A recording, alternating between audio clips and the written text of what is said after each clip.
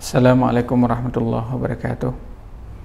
Innal hamdalillah nahmaduhu wa nasta'inuhu wa nastaghfiruh.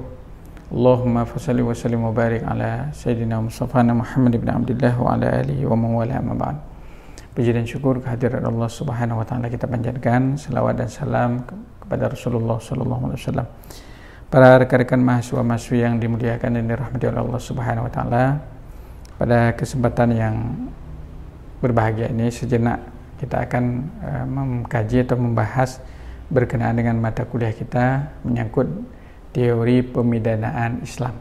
Teori pemidanaan Islam. Namun sebelum kita sampai pada kesimpulan apa sebenarnya tema ini, kita masuk dalam kerangka ataupun dalam frame ilmu fikih. Karena pidana Islam, pemidanaan Islam dan pidana Islam itu dalam kajian fikih masuk ke dalam ahwal atau ahkam uqubat atau jinayah. Karena fikih yang membahas berkenaan dengan wudu, berkenaan dengan salat, berkenaan dengan puasa, zakat, haji, ini masuk dalam bagian ibadah, namanya ahkam ibadah, bagian ibadah. Kemudian yang berkenaan dengan pernikahan, nikah, cerai, rujuk, khulu' dan seumpamanya, ini masuk dalam kajian ahwal syakhsiyah, ahwal syakhsiyah. Kemudian berkenaan dengan jual beli, pinjam meminjam, utang piutang dan seumpamanya, ini masuk dalam muamalah, ahkam muamalah. Jadi ada ahkam ibadah, ada ahkam ahwal syakhsiyah, ada ahkam muamalah.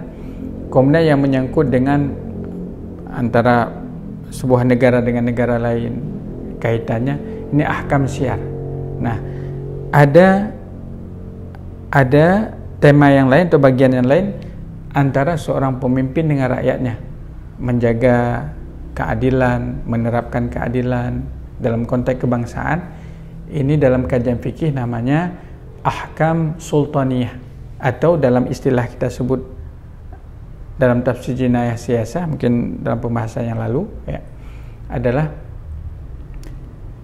siasah syariah. Jadi ahkam sultaniyah ataupun siasah syariah itu sama temanya, tentang rakyat dan pemimpin menerapkan keadilan.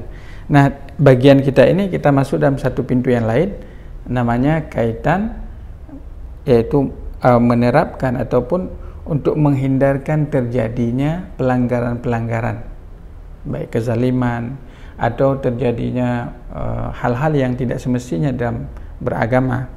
Ini disebut dengan ahkam uqubat. Ada hukuman-hukuman yang ditetapkan, dan hukuman tersebut landasannya dari sumber-sumber yang otentik, dari Al-Quran, dari Sunnah, dari ijma', dari qiyas, dari ijtihad ya, yang berdasarkan dengan ijtihad, ada dalam literatur yang bisa dilihat.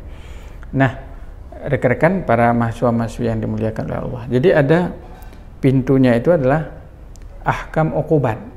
Ada diistilahkan teori pemidanaan itu ada uqubat namanya, ada namanya jinayat, ada namanya jarimah. Itu satu maknanya. Uqubah hukuman, jarimah makna pelanggaran, jinayah juga jinayah juga makna pelanggaran. Nah, tujuannya bukan Islam ingin menghukum orang, tidak sama sekali. Islam bukan dengan istilah yang kita khawatirkan, potong tangan, rajam. Bukan itu keinginan Allah Ta'ala, bukan itu keinginan Rasulnya ya. Tapi untuk menghindarkan, agar terjadi kestabilan di dalam masyarakat.